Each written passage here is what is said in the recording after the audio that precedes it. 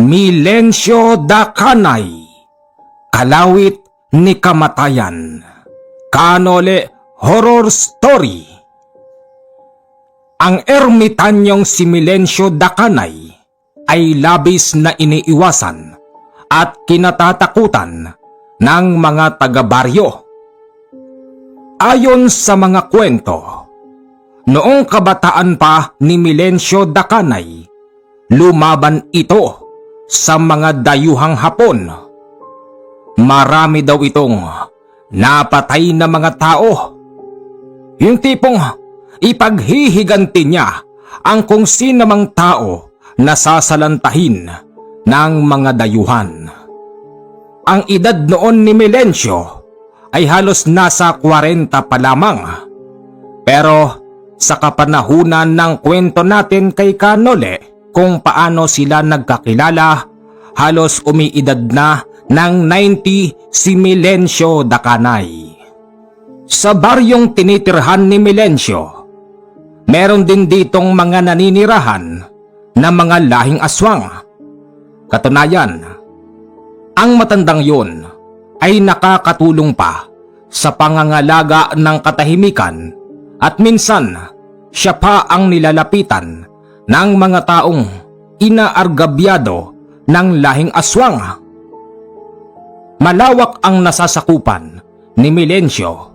Walang sino man ang nagtatangka na pumasok doon dahil kapag pumasok ka sa kanyang bakuran na walang permiso, tiyak na uuwi kang pilay. Ganun pa man, ang matandang yon ay merong isang katiwala. Lahat ng nalilihim ng taong si Milencio ay nalalaman ng tauhan niyang si Bruno. Yes, Bruno na lang ang ipapangalan natin sa kanyang kanang kamay. Bruno! Nasaan ka ba, Bruno?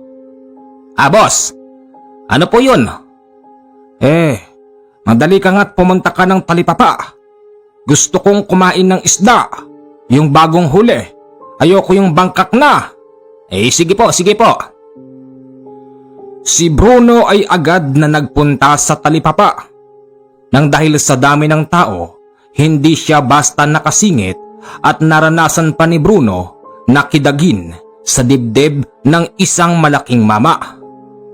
Aray ko, ba't ba nang kikidag ka, pare? Wika ni Bruno. Bakit? May reklamo ka, ha? Wala. Hindi naman masyadong iniintindi ni Bruno yung pagkidag sa kanya ng tao. Ang iniisip niya kapag umuwi siyang gabi na, baka kasi mapagalitan siya ng ermitanyo. Ginabi nga si Bruno ng uwi. Ngayon, katakot-takot na salita ang kinain ni Bruno mula kay Milencio. Siguraduhin mo lang na hindi mo ako niloloko. Hindi ho. Hindi nga ho talaga. Sinong tao yon? Hindi ko ho kilala, boss eh. Mayroon siyang malaking tato sa dibdib. Anong tato? Parang ahas yata. Sige. Akong bahala sa taong yon. Yun ding oras na yon, si Milencio ay nagtungo sa Talipapa. Nakakita siya ng mga taong nagkukumpulan, tapos merong pang mga nagsisigawan. Senyales na mukhang merong nag-aaway. Hindi ba sinabi ko sa iyo na ako ang mauuna dahil marami akong bibilhin? Tampalasang kapapatayin kita ngayon sa harap ng maraming tao. Wika ng isang lalaking nakahubad at may tattoo pa sa katawan. Yung kanyang katunggali ay isang binatang walang kalaban-laban. May hawak itong plastik at may laman na karne at gulay. Yung plastik, akmang sasapakin na naman ng malaking mama yung kanyang kaaway nang bigla siyang pigilan ni Milencio. Sino ka? Bitawan mo ako! At anong karapatan mong pigilan ako sa gusto ko? Hoy, iho, bata lang yan. Maghanap ka ng katapat mo. Bakit? Sinasabi mo ba sa akin ngayon na ikaw ang katapat ko? Kung yan ang gusto mo, walang problema. Nang makilala ng mga tao kung sino ba yung matandang pumipigil sa malaking mama, nagsigsilayasan sila. Tapos may sumisigaw pa na umalis na raw ang malaking mama dahil tiyak na kakawitin ng matandang Melencio ang liig ng mamang yun gamit ang kalawit ni kamatayan. Ganun pa man, hindi niya ito basta ipinapakita sa simula ng laban. Umatake sa kanya ang malaking mama at nagulat pa ito dahil hindi siya basta makatama sa muka at sa katawan ni Melencio. Anong ginagawa mo? Pagod ka na ba? Hindi pa ako umaatake niyan. Pinababayaan lang kita. Sige, bumira ka at kapag napagod ka, ito na ang huling buhay mo. Hindi tumigil ang lalaki hanggang sa napaupo na lamang ito at sinabing, anong klase kang matanda? Mas malakas pa ang katawan mo sa akin. Wika nito kay Melencio. Talagang mas malakas ang katawan ko sa iyo. Alam mo bang, hindi naman nasusukat sa laki ng katawan ang dapat na ikasindak ng iyong katunggali. Halika rito. Bumangon ka. Pagbangon ng lalaki, humawak pa ito sa mga palad ni Melencio. Hindi niya napansin na sa kanang kamay ni Melencio ay hawak na niya ang kanyang kalawit. Kitang-kita ng ibang mga tao doon kung paanong kalawitin ni Melencio ang liig ng lalaki. Naputol ito sa harapan ng napakadaming tao hanggang sa yung mga may tindahan ay biglang nagsarado. Kilala niyo ko, ayaw na ayaw kong ang aking tao ay kinakante. Pagkatapos nun, naglakad ang matandang Melencio nang parang walang nangyari. Pag-uwi naman niya, nakapagluto na si Bruno. Boss, nakaluto na ako, yung gusto nyo. May dugo yung kalawit nyo. Bruno, alam mo na ayokong sinasaktan ka ng kung sino. Wala na siya. Oo, yung nangkidag sa'yo. Boss, hindi ko naman po sinabing gawin nyo yun. Kahit na hindi, Bruno, yon ang parusa nila. Tampalasan sila. Boss, kumain na po kayo. Ang kalawit ni Melencio ay nilalagay lang sa gilid at hindi hinuhugasan yung mga nanunuyong dugo. Habang kumakain ito, eto namang si Bruno ay nanginginig sa takot. Bruno, bakit hindi mo ako sabayan? Boss, busog pa ho ako. Busog o natatakot ka? Boss, ako ho kasi nagluto nakailang beses na akong tumikim. Sigurado ka, Bruno? Wag mong lalagyan ng lason yung kinakain ko. Alam mong hindi ako basta namamatay sa lason. Boss, hindi ko gagawin po sa inyo yon. Magaling. Sige na, mauna ka nang matulog. Bukas ng umaga paggising ko, meron ng hinog na mangga sa aking lamesa. Boss, opo. Kinabukasan, natutulog pa si Melencio nang biglang merong nang kakalabog sa gate ng kanyang bakuran. Nagulantang ang matanda at sumigaw.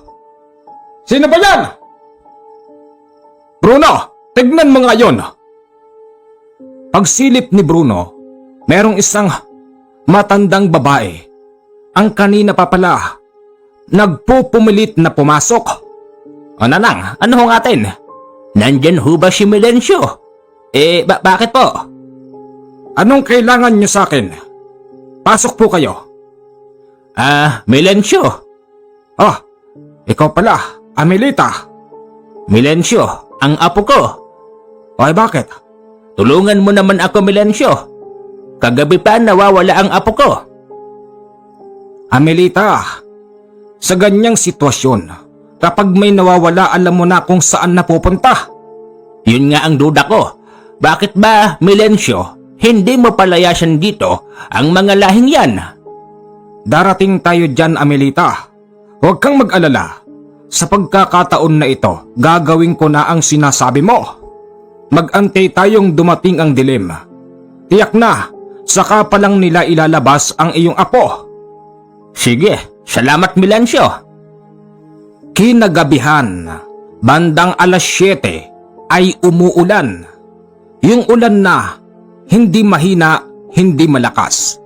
Lumabas ang matandang Milencio, bit-bit ang kanyang kalawit. Maiwan ka rito, Bruno. Wala kang papapasukin kahit na sino. Boss. Ingat po kayo.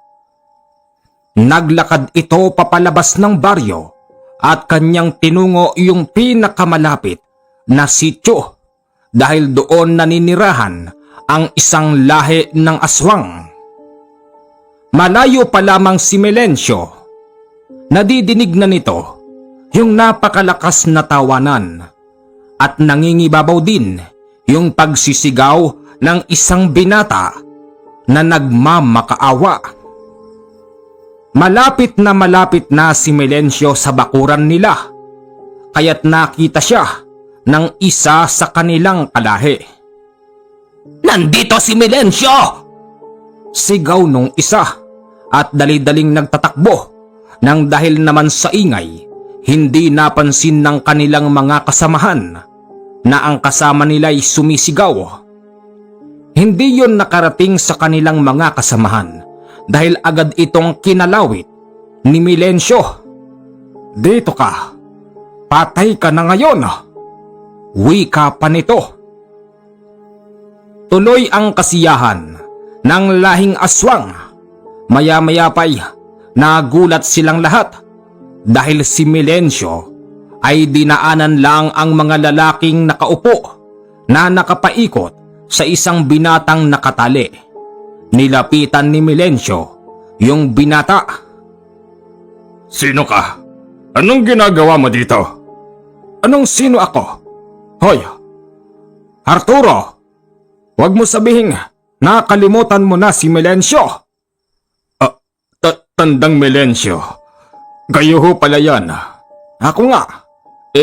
Anong ginagawa nyo rito? Huwag nyo sabihin puputulin nyo ang aming kasiyahan. Habang kayo'y nasisiyahan, merong lola na nag-aantay sa batang ito. Anong plano nyo? Kakainin nyo ang bata? Ihahanda nyo para sa hapunan? Ganun ba, Arturo? Ang batang yan ay malaki. Ang kasalanan sa amin. Tandang Milencio, sa pagkakataon na ito, pagbigyan mo naman kami.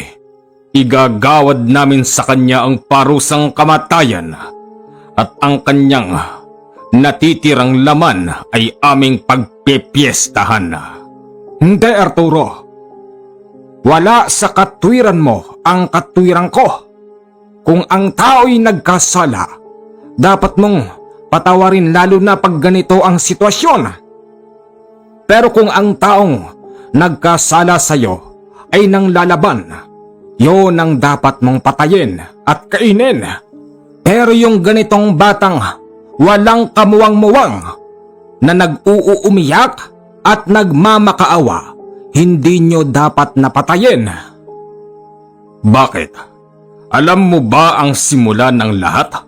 Bakit hindi ka magtanong kung bakit nandyan ang batang yan? Bakit? Ha? Sige. Pakikinggan kita, Arturo. Ikwento mo sa akin. At kapag hindi ako kumbinsido sa kwento mo, kukunin ko ang bata sa ayaw at sa gusto mo. Ganito yan.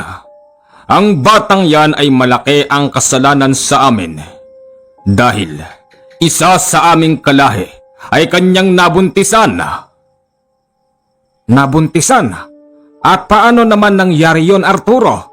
Yung aswang na katulad nyo ay bubuntisin ng isang inosenteng binata? Hindi pa ako tapos. Oo, tama. Binuntis niya ang isa naming kalahi. At alam nyo ba, yung ipinagbubuntis, ipinahulog nang dahil sa kagagawan ng lalaking yan. Ayon sa batas ng aming lahi, masamang may namamatay na kalahi namin kaya't bilang paghihiganti, papatayin namin siya at kakainin. Ganon. Inuulit ko, Arturo, kapag hindi valid ang naging katwiran mo, kukunin ko ang bata sa ayaw at sa gusto mo. Nang dahil sa hindi katanggap-tanggap ang naging katwiran ni Arturo, wala silang nagawa nang kunin ng matandang Milencio ang kawawang bata. Nag-iwan pa ito ng babala sa kanila. Wag na wag nilang subukan na maghiganti dahil kayang lipulin ng matandang Milencio ang buong lahi nila. Takot na takot si Arturo dahil ayon din sa kwento ng kanyang mga ninuno na si Milencio ay merong kakaibang kakayanan. Hamelita, heto na ang apo mo. Apo, anong nangyari sa apo ko? Ayan, buong buo. Hoy, bata, sa susunod, kapag mangbubuntis ka, wag naman yung aswang. Masyado yatang matulis yung alaga mo. Tatang Milencio, hindi ko naman po siya gusto eh. Siya nga po itong nanggahasa sa akin. Ay ganun ba? Tignan mo nga naman ang kasinungalingan ng mga yon. Hindi bale, ligtas ka na iho. Umiwas ka sa kanila. Saka, yung tipo mong yan talagang gagahasain ka. Ay napakagwapo. Yun nga po, Tatang Milencio, tapos yung nanggahasa po sa akin matabang babae. Ano? Botsog? Opo. Ay nako, baka yung nasa gawing kanan kanina, yung matabang maitim. Siya nga po. Mabuti na lang talaga at naagapan pa. Lumipas ang isang buwan. Walang naging anong paglapit kay Milencio mula sa mga tao. Sa tuwing ito ay maglalakad sa gitna ng mga kabahayan, kapag may nakakakita sa kanya, ay biglang pumapasok sa loob at nagsasarado ng pintuan. Bakit ba natatakot kayo sa akin? Hindi ko naman kayo papatayan! Sigaw dito ni Milencio. Maya-maya pa, merong isang lalaking lasing ang lumalabas sa kanyang tahanan. Tatang Milencio, itagay mo na yan! Oo ba? Diyan ako magaling! Oh, mag-aaya ka ng inom. Wala ka naman palang alak. Niloloko mo ba ako, ha? Tatang Milencio naman. Kailan ba naman kita niloko? Marami dun sa loob. Tara, dito tayo. Baliw yung mga kapitbahay ko. Natatakot sa'yo kay bait-bait mo. Abay oo naman. Salamat sa paniniwala. Habang nag-iinom sila Milencio at yung lalaki, biglang napasigaw ang kapitbahay nito. Lumabas ang matanda at may nakita siyang kakaibang nilalang ang nakapatong sa bubong ng kapitbahay. Hoy! Bumaba ka dyan! Baba! Sigaw ni Milencio. Bumaba naman ang kakaibang nilalang nang ito ay nasa lupa na. Unti-unti itong lumalapit kay Milencio Dacanay.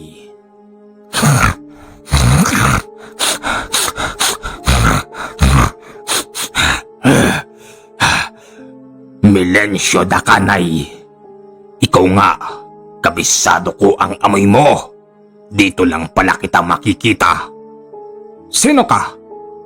Ibalik mo ang dati mong anyo. Magpakilala ka sa akin. May araw ka din, Milencio. Bigla na lamang yun, tumakbo sa kadiliman. Ganon pa man ay pinasundan ito ng usal ni Melencio, pero hindi yun basta tinalaban. Sige, uwi na ako. Salamat sa tuba. Sige ho, Tatang Melencio. Lasing na rin ho ako eh. Sige. Iniisip ni Melencio habang siya'y naglalakad. Sino kaya ang nilalang na yun?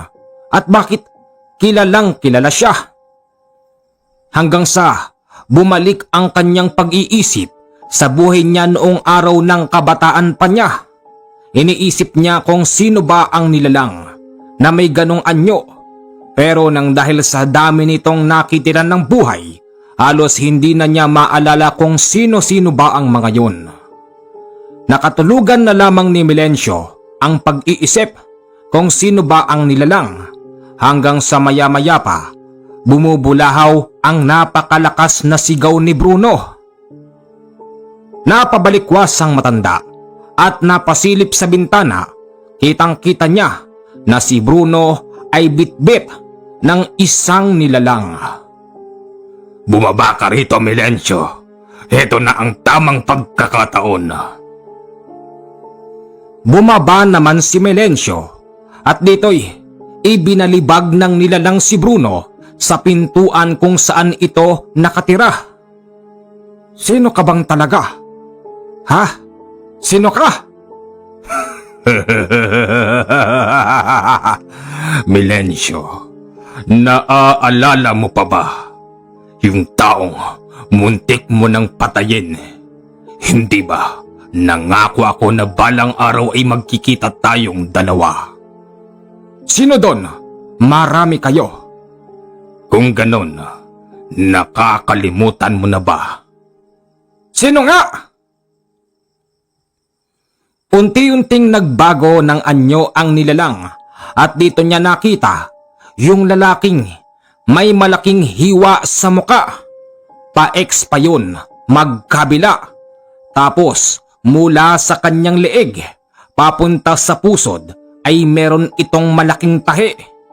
Dito naalala ni Melencio na yung lalaking yun walang iba kung hindi si Baldivino Sublayan, isang napakataas na uri ng gabunan. Wala rin itong awa na pumatay kahit na kapwa niya aswang. Pinapatay niya at kinakain. Gulat na gulat si matandang Melencio sa kanyang nakita. Ikaw? Baldivino Sublayan, buhay ka pa pala. Paano nga? Melencio, hayaan mong ihayag ko sa iyo kung paano ako muling nabuhay. Hindi ba noong araw, muntik mo na akong patayin. Pero sinabi ko sa sarili kong babalik ako. Ngayon heto na ako. Ilalahad ko sa iyo kung paano ako nabuhay. Mula nang ako'y ibaon mo sa karagatan. Nawala ang aking ulirat at nakita ko ang aking sarili na ako ay naroroon sa aking pinanggalingan at kasama ko ang aking mahal sa buhay at naroroon ang aking lolong babaylan na siyang gumawa ng paraan upang merong taong bubuhay sa akin. Oo, Melencio, noong araw, patay na ako nang itapon mo ko sa karagatan. Pero, nang dahil sa meron akong lolong babaylan na merong kaugnayan sa ibang dimensyon, nakahanap siya ng taong pwedeng bumuhay sa akin. At alam mo ba kung sino ang taong yon? Ha, Melencio? Sino? Walang iba kung hindi ang nag-iisang anak mo. Ano? Ang anak ko? Nagpapatawa ka ba? Matagal nang patay ang anak ko. Mahigit 5 taon na. Mahigit 5 taon na rin akong buhay. Ano? Huwag mo sabihin. Oo, tama ka. Ang buhay ng anak mo ay napunta sa akin, Milencio! Hindi. Imposible. Namatay sa sakit ang aking anak. Namatay siya dahil wala kang nagawa. Dahil nung mga oras na yon, ang aking lolong babaylan ang nagbigay sa kanya ng matinding sakit at kinuha ng aking lolo ang buhay ng anak mo, Milencio. Ito ang naging ganti ko sa iyo. Napakasama mo, Baldivino. Kung meron mang masama sa ating dalawa, ikaw yon, Milencio, hindi ako. Nang malaman ni Milencio kung gaano kasama si Baldivino, nagalit ito ng husto. Maya-maya pa, yung kanyang kalawit ay kusang dumikit sa kanyang kamay. Hindi naman nagulat si Baldivino dahil alam niyang ito ang alas ng matanda. Milencio, napaghandaan ko na yan. Halika, subukan natin ang galing mo. Sinugod ni Milencio si Baldivino pero hindi siya tumatama. Puro lihis lang ang ginagawa ni Baldivino sublayan hanggang sa mapunta sila sa mga kabahayan. Sa tuwing may madadaanan sila, etong si Baldivino ay parabang naglalabas ng apoy sa kanyang palad at binabato sa bubong. Nang dahil doon, nagtatakbuhan ang mga may-ari ng bahay, bitbit ang mga batang maliliit at ilan sa kanilang mga gamit. Huwag mo silang idamay, Baldivino sublayan! At bakit hindi? Milencio, ganyan din ang ginawa mo sa aming baryo. Nakalimutan mo na ba? Ibinabalik lang pala ni Baldivino ang ginawa ni Milencio. Lahat ng mga bahay na kanilang dinadaanan ay nasunog. Lumikas ang mga tao. Matindi ang labanan sa pagitan nilang dalawa. Paglabas na ng baryo, dito napahinto si Baldivino at sinabing, Tama na ang paglihis sa pang-aatake mo. Humanda ka sa akin, Milencio. Nang sabihin yon ni Baldivino, agad itong may binunot na itak sa kanyang tagiliran. Baldivino, yan lang ba ang gagamitin mo? Bakit hindi mo gamitin yung pagiging gabunan mo? Gagamitin ko yun pag sa tingin kong hindi ko na kaya. Pero sa nakikita ko sa iyo, Milencio, kayang-kaya na kita. Kung noon kaya mo kong talunin dahil kabataan mo, pues iba na ngayon, humanda ka, Milencio. Sinugod ni Baldivino si Milencio. Agad itong tinamaan sa kanyang tagiliran. O ano? Ano na? Ang pakiramdam noon ni Milencio ay parabang unti-unting kinakain ang kanyang laman at maya-maya pa'y usang napapapikit ang kanyang mga mata. Tulungan mo ako! Tulungan mo ako! Sa pagkakasabi ni Milencio ng ganon, ito ay isang paraan upang tumawag ng tulong sa kanyang mga kaibigan. At isa ito sa nadinig ni Canole. Natutulog siya nung mga oras na yon dahil gabi. Bigla siyang napabangon. Milencio? Tandang Milencio! Sigaw ni Canole.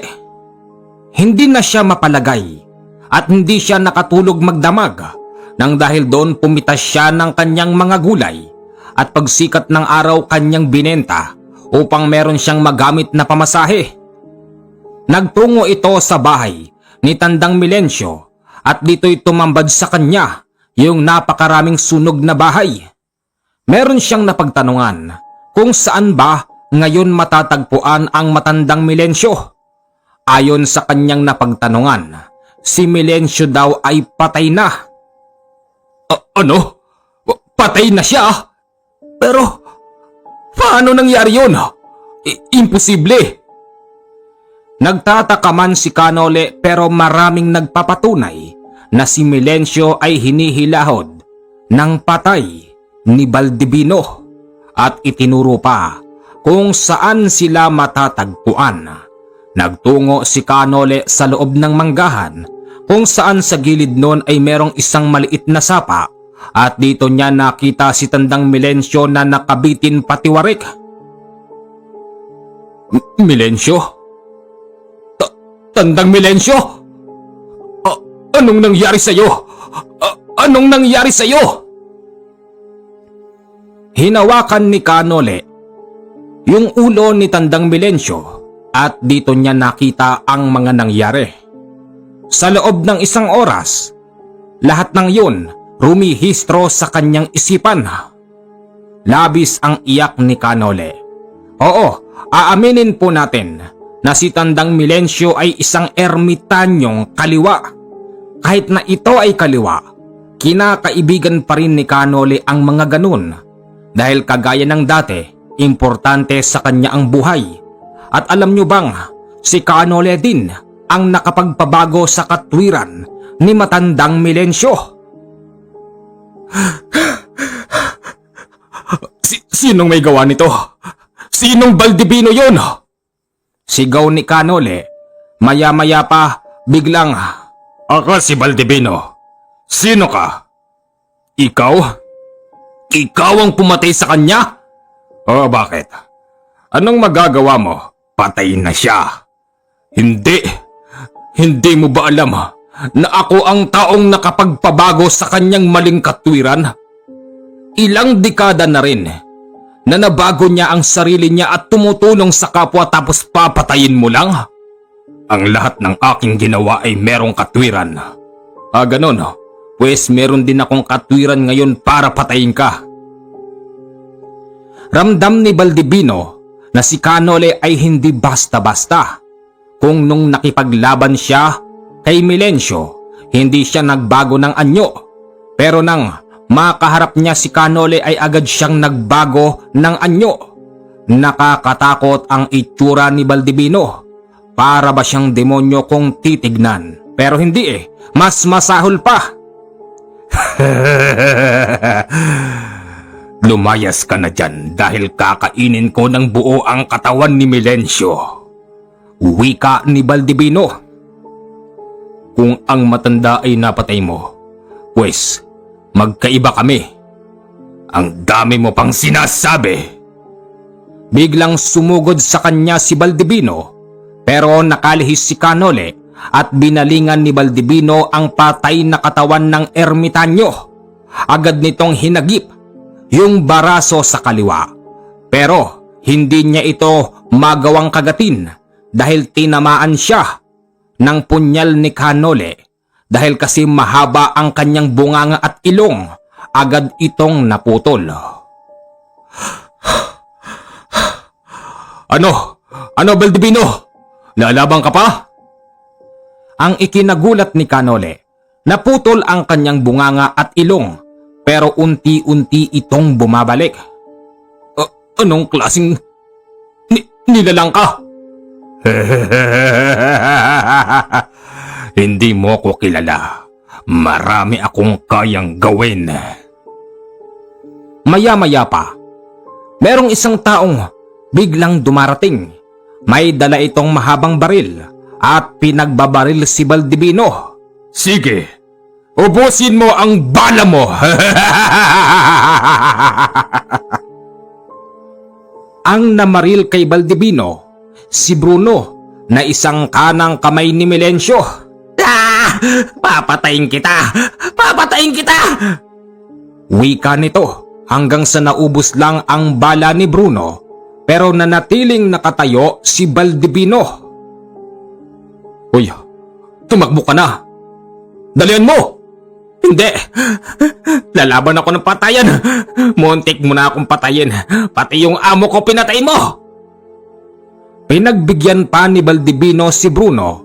May hawak itong itak at hinayaan ni Baldibino na saksakin siya ng ilang ulit. Ganon pa man hindi ito tumalab. Napapagod ka na ba, Bruno? Hindi! Sa sobrang takot ni Bruno, matapos niyang pagsasasaksakin si Baldibino, nawalan na lang ito ng malay. Akmang sisipain ni Baldibino ang katawan ni Bruno nang bigla siyang pigilan ni Canole. Wag mo siyang sasaktan. Masyado siyang pakilamero. Kunin mo at ituloy natin ang laban. Dito ay naglaban na sila. Labis na nahirapan si Canole dahil sa ganong itsura ni Baldibino ay meron itong kulay itim na gabay. Mabuti na lamang at napansin yun ni Canole habang sila'y naglalaban. Nagpapakawala na pala ito ng usal na panglason sa kanya. Tinawag din ni Canole ang kanyang gabay at dito'y kinokontra naman ito ng kanyang gabay yung mga lason na unti-unti nang kumakalat. Nagulat pa nga noon si Baldibino dahil tila ba'y hindi tumatalab yung ikinakalat na lason ng kanyang gabay. Hinawanan lang siya ni Canole dahil hanggang ngayon ay nananatili pa rin siyang matikas sa harapan ni Baldibino. O ano? Nagulat ka ba? Akala mo ba? Hindi ko nakikita yung kagulangan mo. Diyan ka nagkakamali, Baldibino Sublayan. Sa pag-usal ng kanyang gabay na hindi nakikita ni Baldibino, maya-maya pa biglang nabuwal yung isang malaking puno at nadaganan ito. Ika ni Baldibino. O ano? Magulang ka diba? Pwes gulangan lang tayo. Naghihingalo si Baldibino nang madaganan siya ng malaking puno at makikita mong yung kanyang katawan ay napitpit. Dito nakita ni Baldibino ang gabay ni Canole. Ika ni Baldibino na parabang halos mauubusan na ng hininga. Baldibino, alam mo'y katulad ng matandang si Melencio, katulad mo rin siya noon na puno ng kasamaan. Ang pinagpapasalamat ko lang sa kanya, kahit na siya ay isang kaliwa, hindi niya pinabayaan ang mga tao. Lumaban siya sa kapanahunan ng Hapon. Eh ikaw, anong ambag mo? Wala, hindi ba? Siya nga pala, naikwento sa akin ng matandang yun na ikaw at ang lahi mo ay inubos niya. Tamang merong kang katwiran pero dapat lang din sa inyo yun. Wala na nga kayong ambag sa kultura, mga salot pa kayo. Tulungan mo ko. Alisin mo ko dito. Hindi, ba't kita alisin? Pumatay ka ng isa kong kaibigan tapos gusto mo buhayin pa kita? Oo, pinahahalagahan ko ang bawat buhay. Pero yung mga katulad mo, hindi na, Baldibino. Dapat ka lang mamatay. Maya-maya pa si Baldibino ay bigla na lamang itong namatay at tinanggal ni Canole yung nakadagan sa kanya. Nakita niyang butas ang dibdib ni Baldibino tapos yung ulo niya pala ay nakahiwalay sa katawan. Anong nangyari? Ganon? Pero kapansin-pansin, wala namang matulis na bagay ang tumama sa kanyang katawan. Diretso lang yon at walang sanga. Pero bakit nabutas ang katawan ni Baldibino at bakit humiwalay ang ulo nito sa katawan? Nole, kung hindi namin ginawa yun, ikaw ang mamamatay. Pero paano natanggal yung ulo niya? Sinong may gawa nun? Nole, ang ginawa lang namin, pabagsakin ang malaking puno at kung sino man ang naghiwalay sa kanyang ulo, naniniwala akong ito yung mga naninirahan dito sa kagubatan dahil matagal niya nang pineperwisyo ang mga nakatira dito. Ganon? Pati yung mga nilalang dito na nakisimpatya sa laban, ganon? Maaaring ganon. Nako, sino ba yung mga yan? Ganon pa man, isang tagumpay na pakikipaglaban ang dinayo ni Canole sa lugar ni matandang Melencio. Kaya lang ang nakakalungkot, namatay ito kung kailan ilang taon na siyang nagbabago at nagpapakita ng kagandahang loob sa mga taong nakakakilala sa kanya. Mga kababayan ko, magandang gabi po sa inyong lahat. Malakas po ang paparating na bagyo. Mag-iingat po kayo palagi at kami rito, nandito lang kami sa bahay dahil nandyan na po ang malakas na bagyo. Sana'y nagustuhan nyo ang ating kwento ngayong gabi. Pakipuntahan po yung isa kong channel na Misteryo ng Bayan at maraming salamat po sa mga walang sawang sumusubaybay sa ating maliit na channel.